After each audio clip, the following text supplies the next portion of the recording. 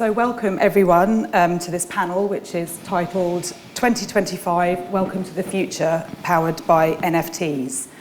Now I think everyone here will be familiar with NFTs and how they relate to digital assets, which are primarily objects or things, by which I mean art, pictures, collectibles, autographs, that kind of thing. But in this panel, we're going to examine how NFTs might and do incorporate experiences into those assets, and how NFTs and DAOs, for those who don't know, decentralized autonomous organizations, are funding all kinds of creative work, including challenging experimental projects that no longer fit within the old museum structures and commercial art markets. There'll be a 10 to 15 minute Q&A at the end, so if anyone has any questions, please pitch in. We'd be really interested to hear your thoughts. But before that, I'd like to introduce my panellists. Next to me here, I have Rose Lejeune. She is a curator and consultant with particular expertise in working with artists whose practices have strong multidisciplinary, performative, digital or public and social elements. Among other curatorial and teaching roles, she is the director of Performance Exchange, which is a UK-wide project working to embed performance within collections. And she's also the curator of Delphina Foundation's Collecting as Practice programme. You'll have noticed we have Seth Goldstein, who is joining us from Los Angeles about 2:30 in the morning, so we appreciate that, Seth. Thank you. Seth is a founding member of Bright Moments, which is a California-based NFT gallery and DAO that opened its physical doors in May 2021, and they also have a booth here in the new digital gallery section at Art Dubai. Seth is also an early internet pioneer and artist. So thank you, Seth. We appreciate your presence. And last but not least, we have Keith Casadei, who is a former investment banker. He joined Bright Moments to focus on the generative art market, DAO tokenomics, and community building in the Web3 economy.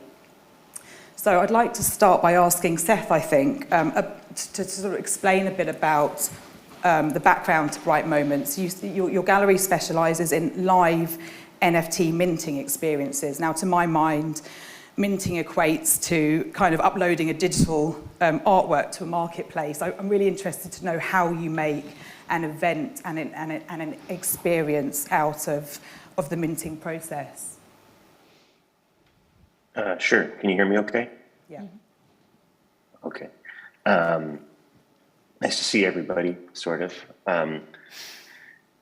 I think one of our taglines, I see my friend Jonathan in the audience as well. One of our tagline for Bright Moments is where art is born. And it's a very intentional use of the word born, because we think about NFTs as a new art form.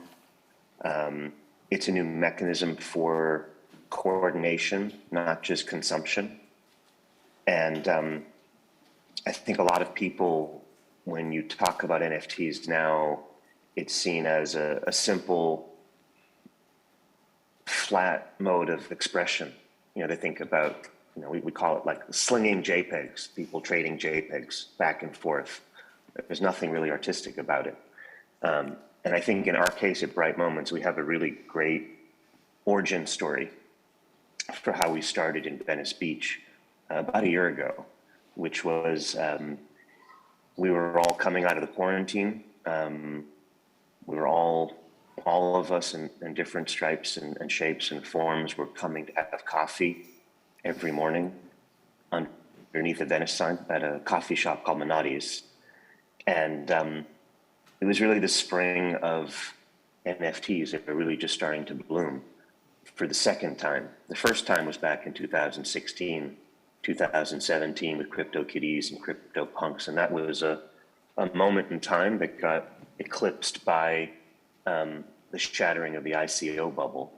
But then about a year ago or a year and a half ago, we started to see the medium kind of bubble up again, and we saw platforms like Foundation and Super Rare come of being. And so what happened is a lot of us decided out of quarantine to start an art gallery. And we started an art gallery called Bright Moments on Windward Ave in Venice Beach. And it was simply a brick wall of about 30 or 40 feet with 3 screens hung on it, where we were going to show NFTs maybe once a week at nighttime And our first show was with Jeff Davis, who happens to be the co-founder and co-creative officer, the creative officer for Art Blocks. And Jeff is a generative artist. And we showed 9 of his portals last June in his show. And we were worried about how to bring people to the gallery to get foot traffic. So we knew we could have people show up for an event at night, but we didn't know how we were going to bring people during the daytime. And so we had an ingenious idea, which was to give away NFTs during the afternoon. And inspired by CryptoPunks, we came up with a collection called Crypto Venetians. And so every afternoon around 3 o'clock, we would give away NFTs to people that would come to the gallery, and you could only mint them, and this is where we get to your question, you could only mint them if you were there live physically in person, right? And so that's where this art form, these NFTs were born. They were born physically by individuals coming to the gallery, one by one, and you could only mint once. And this was against the backdrop, and still against the backdrop, of minting NFTs mostly at home, mostly alone, behind your screen. You mint 10 NFTs, you keep 2, you sell 8, it's like a commodity. There's nothing really personal about it. And I think what was unique about us and what really is our true north as a gallery is this idea that the act of minting an NFT itself can be something deeply meaningful and creative. And Keith will tell you, because he was there and helped facilitate this. But the show that we had, for example, in the fall in New York City with Tyler Hobbs got to the point where we minted 100 NFTs over 4 nights, 25 a night. And this was Tyler Hobbs' first show after Fidenza. And these artworks were minted and experienced at the same time as the artist himself was seeing them, right? So you have this opportunity, this moment where the viewer and the creator are experiencing the art for the first time together. And that's super unique and interesting, and really enables the collector and the viewer to attach more deeply to the artwork because it's being, on some level, co-created on the blockchain. Right, I wanted to ask you, Keith, about this specific show. It was called Incomplete Control by Tyler Hobbs, as Seth has just mentioned. And it pre-sold $10 million worth of NFTs even before the art was made, which kind of blows my mind slightly. But can you just sort of talk us through that evening in New York? You had, am I right in thinking, 100 people, collectors, crypto investors in the gallery, and they were led away to be part of the minting process? So the process, the way we create our live, so we have our, let's go back for a few slides. We have our own class of NFT as Bright Moments DAO. These are the crypto citizens. So we started in Venice, we have Crypto Venetians. In New York, we have Crypto New Yorkers. In Berlin in April, we'll be having Crypto Berliners, and in July in London, we'll have Crypto Londoners.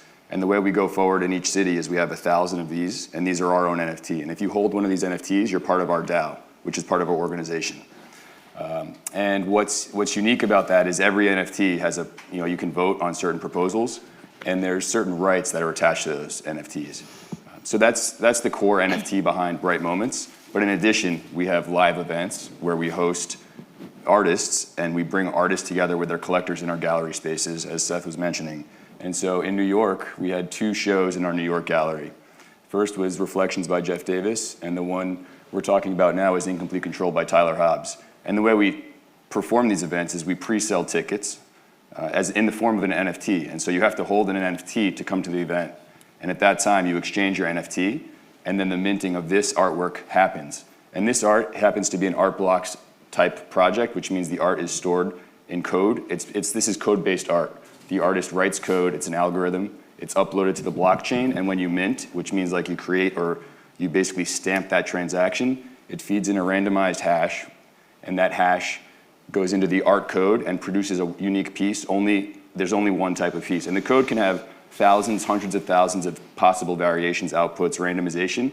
But in terms of incomplete control, there's only 100 that will ever exist. There's only 100 incomplete controls. You can take that code and run new outputs, but the blockchain will tell you which are the true 100 incomplete controls, who currently holds them, who minted it, if it ever sold. it's all logged on the chain. And so the blockchain is a very efficient means of provenance and transferring and way to track, assets, what's in everyone's wallet, who's collecting what. And so in New York, across 4 nights, we minted 25 of these a night with their collectors. Tyler Hobb, we sold, without any sample of the artwork, just based on Tyler Hobb's previous work, Fidenza.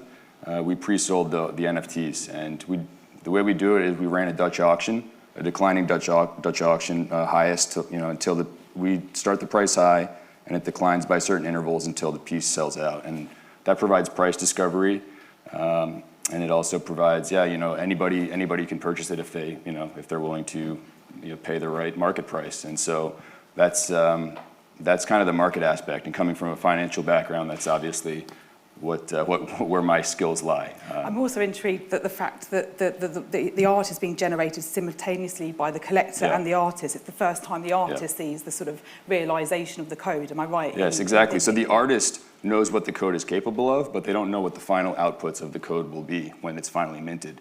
And when the minting happens and the artist and the collector are viewing the work for the same time, that's that magical experience that will last forever. And it creates a unique bond, it creates unique communities.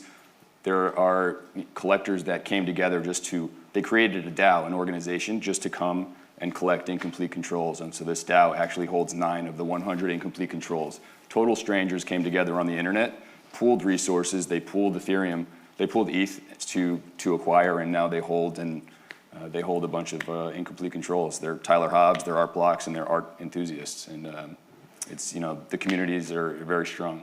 Well, we will come to DAOs a bit later on, but I did, before we bring Rose into the conversation, just wanted to touch on one other project which you organised called Rituals, and this was the first in real life generative art minting event which took place over 3 days for 50 continuous hours in Los Angeles. Sounds a bit like a Marina Abramovich endurance performance. Yes.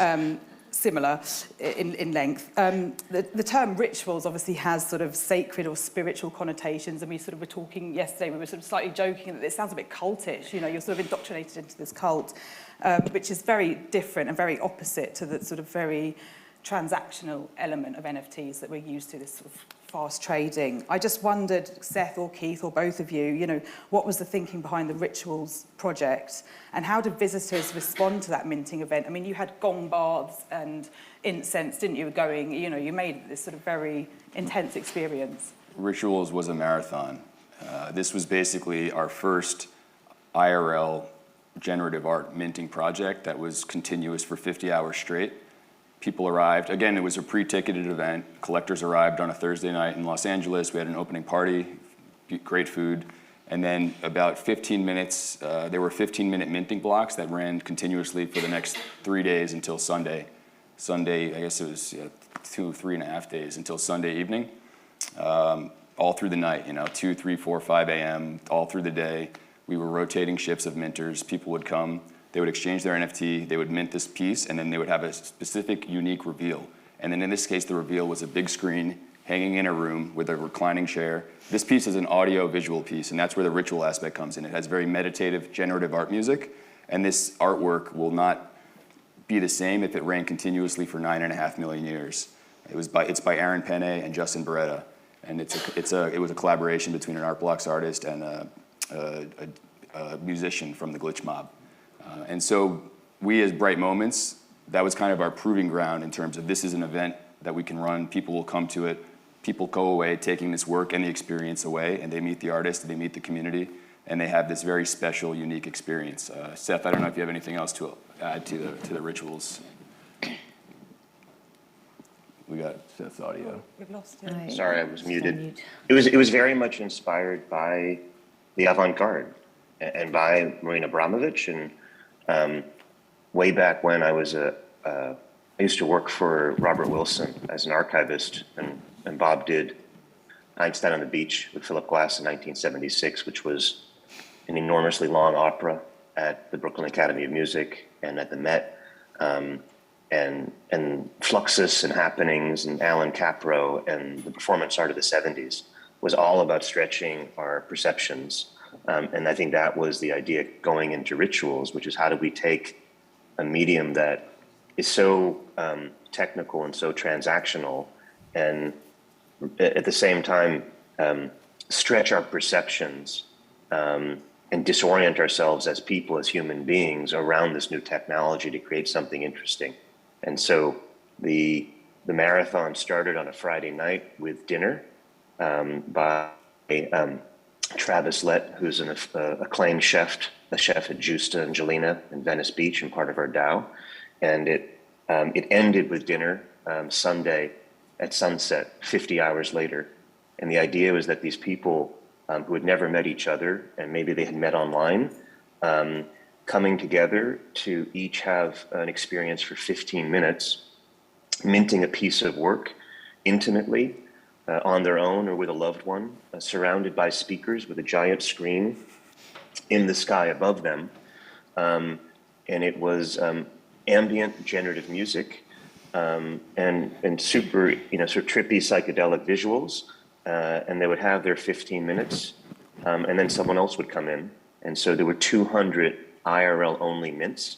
And at the end of the weekend, everyone had dinner together to experience together what they had experienced together, individually in the past.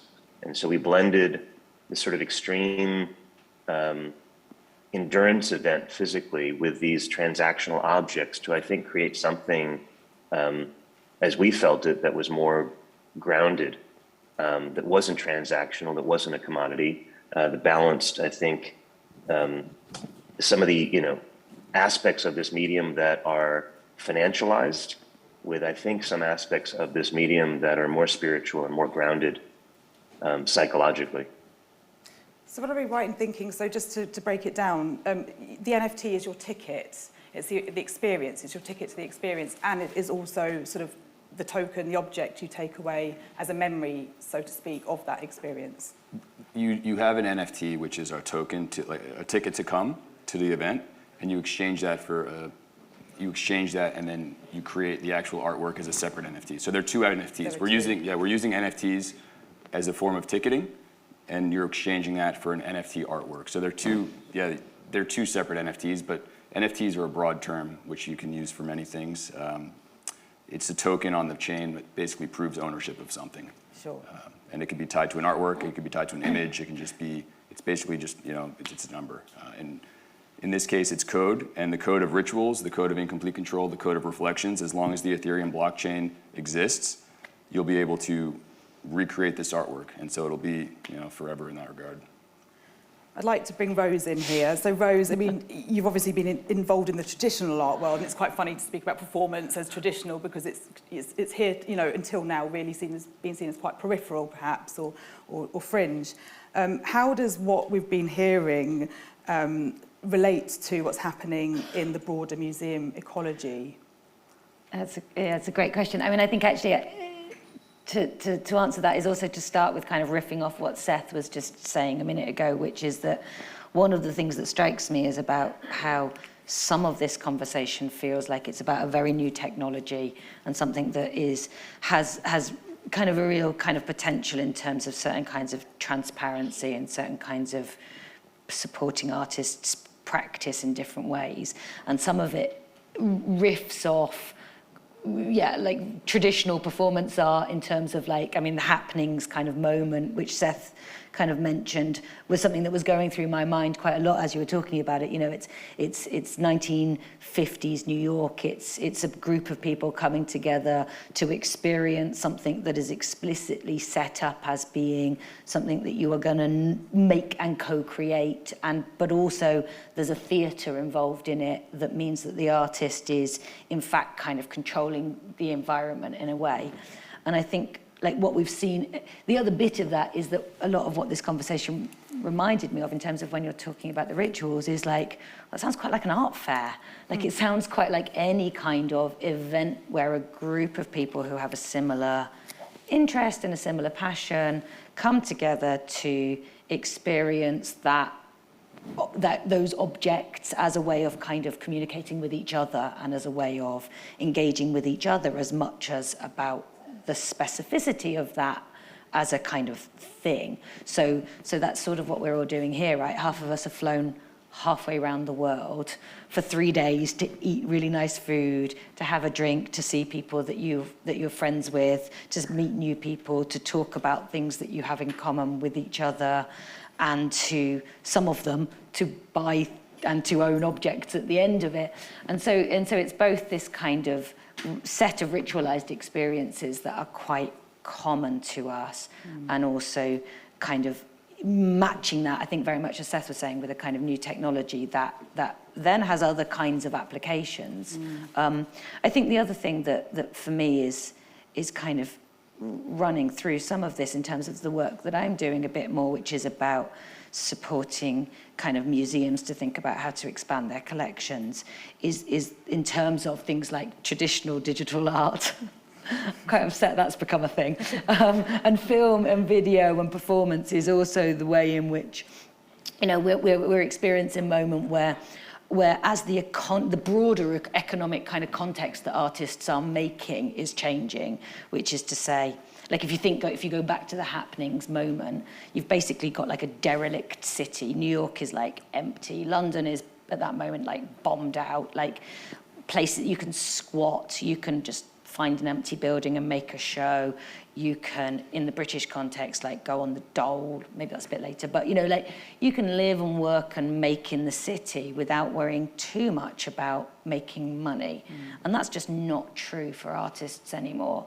So also in that sense, when you're thinking about how to support these kinds of practices, you also have to start including different kind of economic foundations to help that happen in. And for me, that again is where this becomes really kind of interesting, is how it also presents ways of supporting the production and the distribution of practices that have traditionally been very anti-commercial and very non-commercial in ways that exactly that hold the integrity of the work.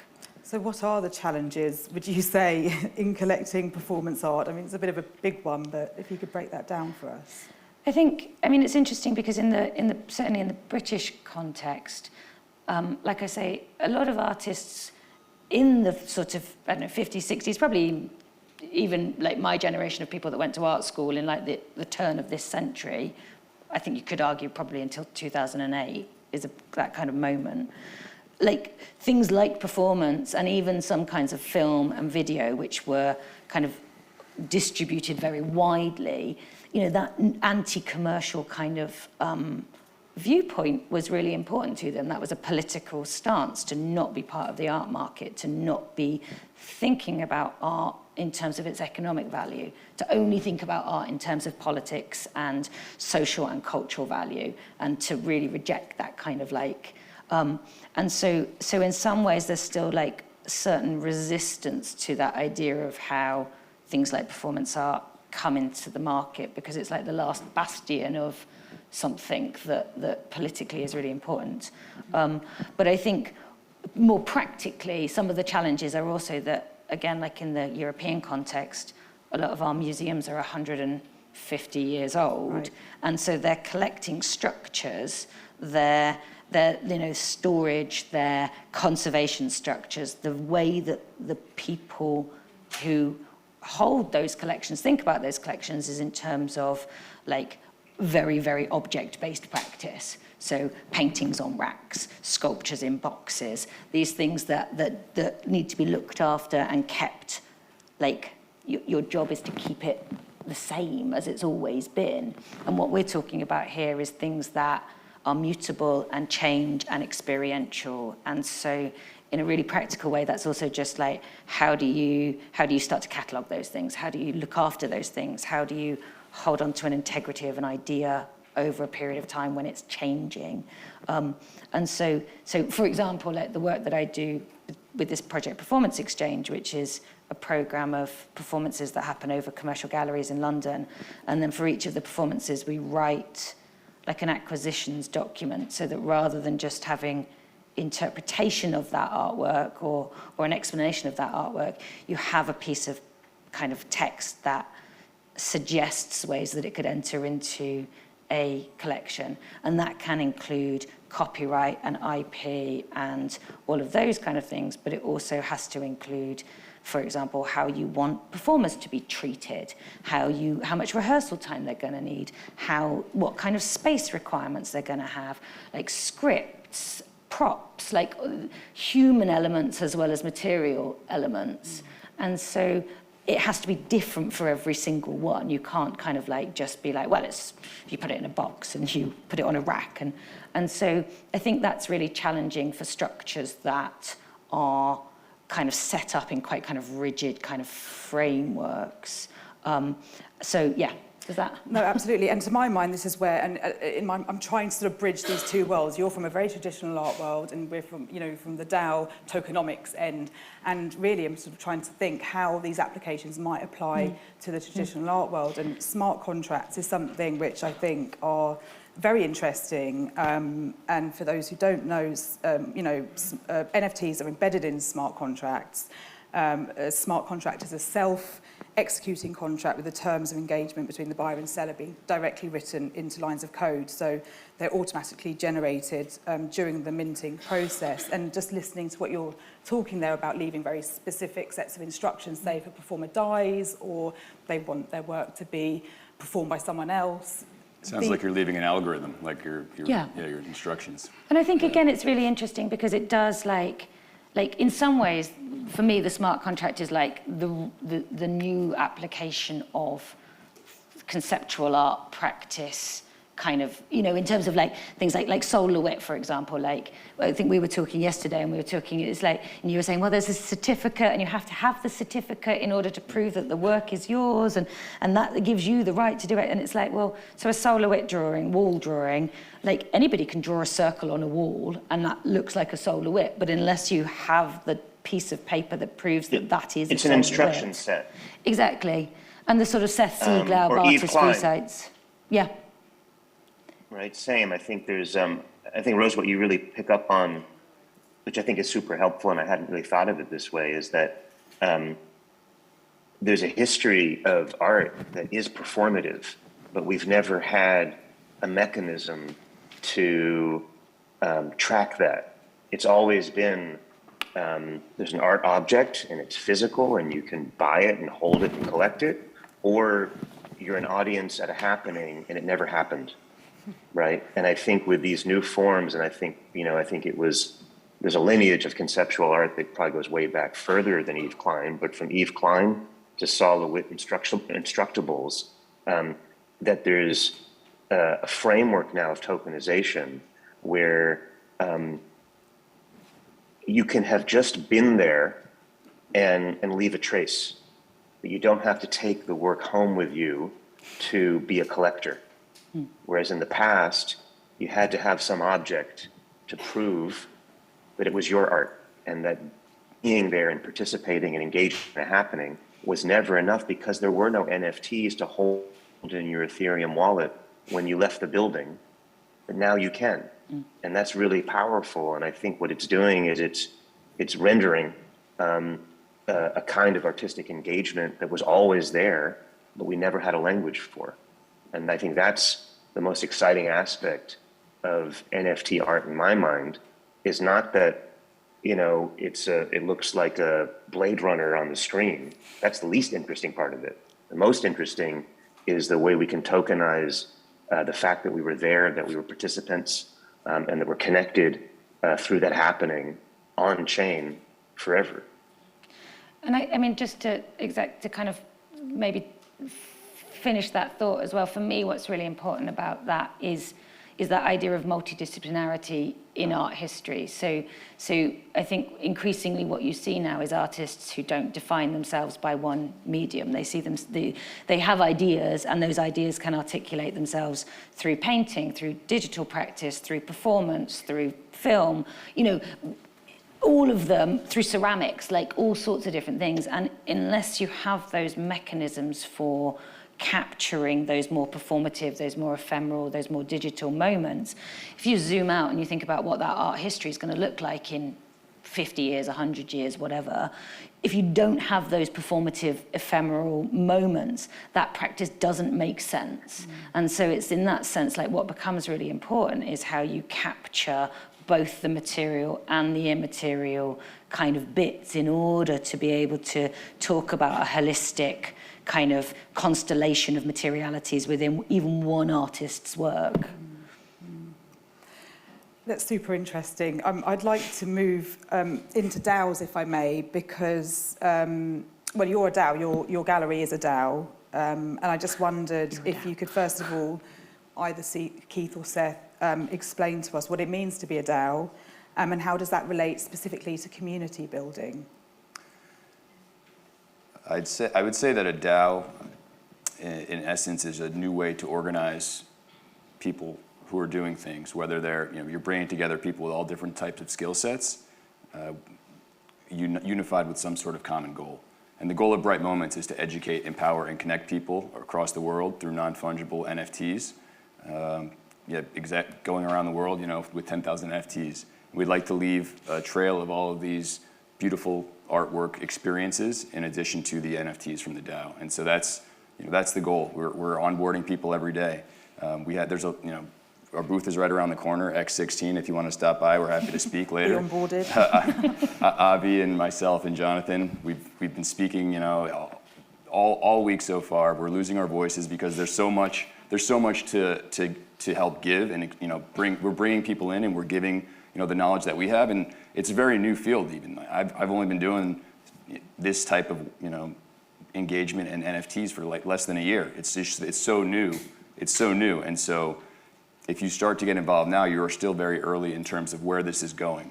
Everybody's going to have this digital sort of record that goes with them, tied to the NFTs, and DAOs are an efficient means by which you can use NFTs to run organizations, and that's what we're doing at Bright Moments. And I would just add, Keith, it's a way of coordinating people around a common cause without central authority, right? And so to give you a tangible example,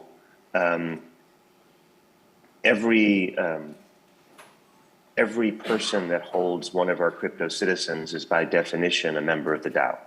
So there's no shares, there's no seats, it's NFTs. And if you own a crypto Venetian or a crypto New Yorker or soon a crypto Berliner, you have a full membership vote in the DAO, and you can vote on chain on proposals. And so one of our proposals recently was, okay, after Berlin, what city do we go to next? Where should we go as a DAO to mint our next collection of 1,000 crypto citizens? Should it be A, London, B, Paris, C, Dublin, D, Lisbon, or E, Amsterdam? And we put that to a vote. And we didn't know where we were going to go. Some of us voted on Lisbon. Some of us voted on London. Some of us, Keith has a reason to be in Amsterdam.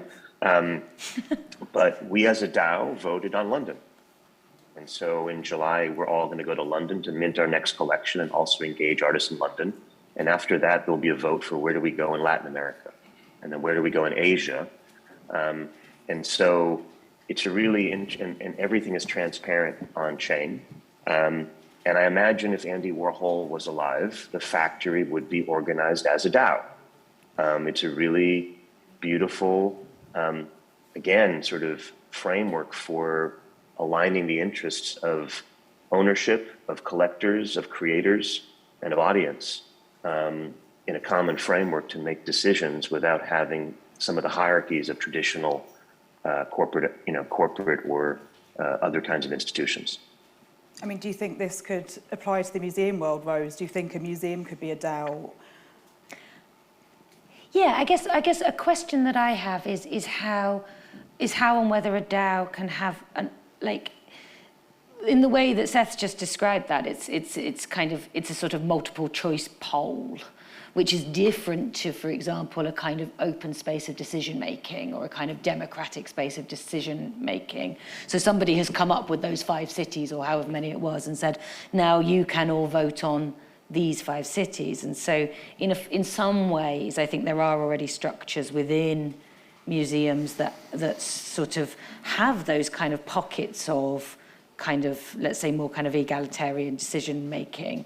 But that's slightly different to the idea of collective decision making in a bigger sense, which, you know, really kind of starts with kind of like an open. So I think, yes. Let me add one term for you to respond to. You're heading down the right is track. There's a saying with DAOs called progressive decentralization. So I think what you bring up is, there is power dynamics at stake from the beginning, because somebody or some group is building the DAO. It doesn't just happen automatically. The question is, how can those decisions start to move to the edges? So in the future, it's not a multiple choice, but the proposals that get voted on themselves are coming out of the DAO. For example, we use different means of communication online. If you're a DAO member, you can say, hey, if we're talking about curation as part of, you know, creating a museum, you can put forth a proposal. Should we acquire, as a DAO or museum, should we acquire an incomplete control?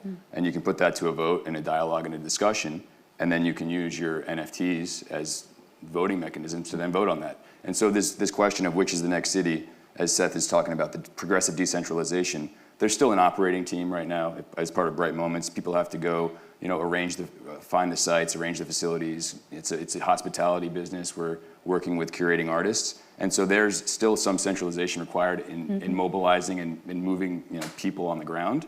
But in terms of coming to decisions such as that, the DAO is a very powerful tool in progressively decentralizing and moving towards 10,000. We're about 3,000 NFTs into 10,000. But as we go to each new city, we're bringing in new members in every single city. We're decentralizing, we're globalizing across the world. And we're going to have a broader perspective on all these options. And yeah, you'll be able to do all those types of functions. And the optimist in me thinks it sounds brilliant, and the pessimist in me thinks it sounds like the rule of the mob at a certain point. Yes, humans are fallible. Exactly. Governance is difficult, right? Governance is difficult in government and any organization and structure. This is an early experimental stage, but we're going to see where it goes. I think to take the museum points sort of seriously in that sense, it's also it's manifestly true that museums are going through a kind of critical moment in terms of how they engage audiences, and part of that is to do with like the history of the object, in the sense of like, it used to be that I would go to a museum and the idea was I would stand in front of a painting and this object would teach me something, and I would be on my own in relationship to this painting, and there's a kind of pedagogical kind of relationship. This object tells me something. And now there's very much more of a kind of like, actually a museum is a space of community. Actually a museum needs to be somewhere where there's a kind of much more of a sort of reciprocal relationship between the way that knowledge is produced, and that needs to be more diverse, and that needs to be more kind of exactly that kind of democratic in that sense. And so I think exactly that, these kind of radical structures that look at how that could work, and particularly from that kind of global perspective, become really interesting. Yeah, for sure. And I think one of the really sort of interesting applications for DAOs has been either to operate as an art fund, to pool resources to buy expensive works of art.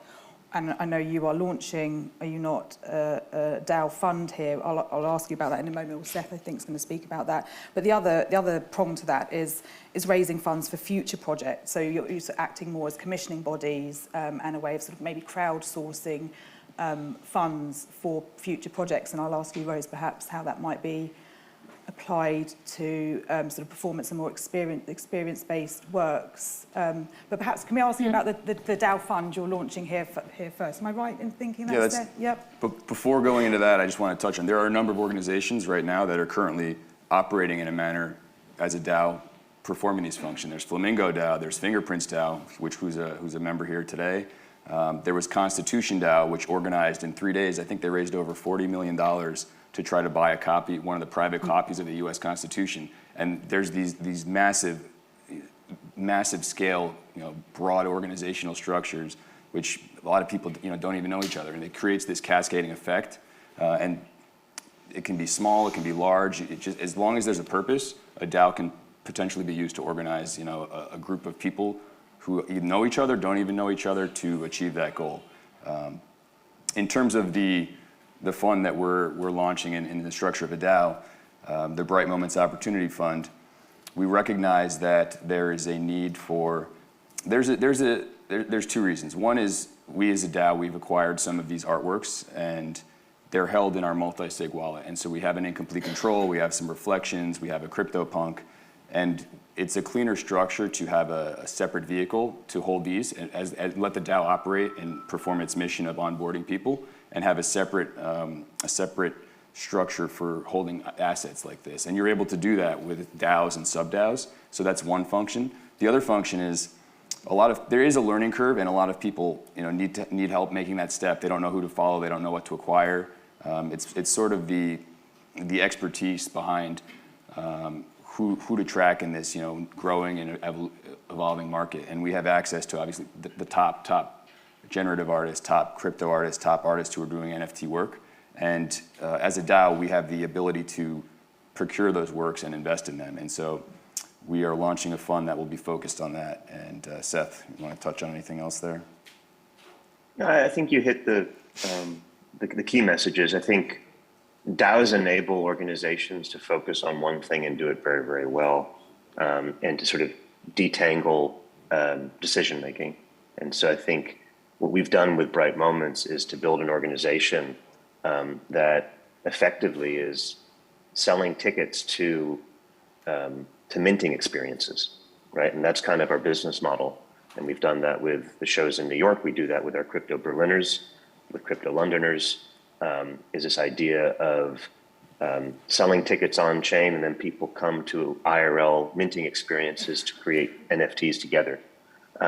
Along the way, we're uncovering so many interesting artists and projects in each city we go to that warrant investment and represent new opportunities with new emerging artists. In the case of Berlin alone, we're launching the Berlin collection, and every night a different artist is dropping 100 new NFTs, including one of my favorites, who's the co-father of the processing language called, his name is Casey Reyes. He's an amazing generative artist. Jeff Davis, who I mentioned before. So we see these opportunities with artists, and we thought, why don't we create a separate organization, a new DAO called the Opportunities DAO, to give accredited investors the opportunity of coming into an NFT fund that's totally flat. There's no management fees. There's no traditional hedge fund or art fund structure. It's really a loose network of individuals who can coordinate around the goal of purchasing and investing in NFT art, and collaboratively decide what projects to hold and what to invest in. So it's a pure NFT DAO along the lines of Flamingo DAO and some of the other DAOs that Aaron Wright and Tribute Labs have put together. And that's something that we're announcing here at Art Dubai. I know Jonathan's in the audience and has been helping to spearhead this. But I think it's a good example of the way that these ecosystems work together around tokens. So Rose, I mean, do you think DAOs, how might DAOs benefit sort of experimental projects which aren't supported by the traditional art market? I mean, if you look at the crowdfunding, commissioning body kind of model. Yeah, I mean, I think that's kind of the answer, isn't it? Is exactly that, like that it feels like that's a way of kind of, amplifying that crowdfunding model that also not only has a kind of financial sort of support structure, but also somehow a kind of more sort of interactive conversation with like the process and therefore the development of a practice, and potentially in that sense also the distribution, because I guess if you're thinking about something that has a kind of global network of people who are supporting it, then you might also be able to think about ways that things kind of circulate in more, let's say, ambitious ways. Because I think obviously enough, what has happened kind of with a lot of those kind of crowdfunding things is that they tend to be very localized. So the network that they tend to kind of draw from is one that is already somehow connected with the project, let's say. Certainly kind of, the one, like I find that I quite frequently get sent kind of, fundraising requests from people that I already know, and then I also have to send out fundraising requests to people that already know me. And so this is, in that sense, a much bigger pool of people that it could potentially be kind of drawing on, which has really interesting implications both for the scale and the ambition that you could think about things happening in, but also then for the way that those might circulate and have visibility in different kind of places across a period of time. Enormous sort of community building potential, it seems. So I just wanted to finish by asking you all, it's a bit of a crystal ball one, and I'm sorry, it's a biggie to all the panellists, but I mean, I wanted to ask each of you, what do you think, what elements of NFTs and DAOs that we've discussed might endure or might just disappear? I mean, and what parts might be beneficial for the mainstream art world? What will endure? Am I going first? Or? That would be very brave of you, if you would like to. Yes, please. It's difficult. I mean, obviously, it's always difficult to tell what's going to endure from such a new thing. I think one of the things that maybe we were touching on earlier that for me is really interesting is how some of these things are a kind of digital crypto kind of application of some ideas that have been around for a long time. So thinking about things like that history of conceptual practice and like the kind of Seth Goldstein artist resale rights kind of documents that were born as a way of thinking about how an artist can not only benefit from the sale of their work the first time, but also potentially when it's resold, or thinking about how they keep hold of certain types of kind of copyright and certain bits of kind of ownership over an idea, even as it circulates around. And that this is in some respects an updating of that allows for it to actually be kind of enforced, rather than a nice idea that you can choose whether or not you kind of like are held by. And I think that's kind of what happened with that Seth Goldstein moment. It was a great idea, but nobody actually used it. But 60 years later, people still refer to it as being a kind of instrumentally interesting idea that never quite took off. It's a tough question. It is. I can't lie. I guess I would say it's everything you do on the blockchain technically will endure. So as soon as you get involved in a DAO, you're going to create a digital record with whatever wallet you're using and interacting with that will endure forever. Now, what will happen to that organization in the future? It could split off into sub-DAOs. The DAO could, fade away, and you could get involved with other DAOs. And that's the roadmap that we're going on and exploring. And when you're talking about, the localization versus the globalization, as we go to all these new cities, we're creating new communities, which potentially we would hope would continue to thrive on their own and be part of the more global Bright Moments organization, but as well, have the local Berlin community and the German Bright Moments community. And maybe they'll focus on unique meetups. They'll have their own events, but they'll also participate in the more broad, the broad mission. And so we'll see what endures, but it will all endure on the blockchain if it's an NFT, basically. There will be a permanent record. Yeah. Seth, do you have anything to add? Yeah, I would say two things. One is, and I think it's been there in art from the very beginning, is just the role of chance and randomness and surprise that can be institutionalized on the blockchain, right? That this, in the same way that when Tyler Hobbs revealed his incomplete controls in New York, at first 25 of them on Thursday, December 9th, he had never seen them before. He had designed the algorithm, but he didn't see the outputs. He saw the outputs with the collectors who were seeing them for the first time, and that was planned. It was structured for months to create this moment where we were all surprised by the output. Now that goes back to happenings, it goes back to Fluxus, but what's interesting here is it's mathematically, socially determined to be that way in that moment of time.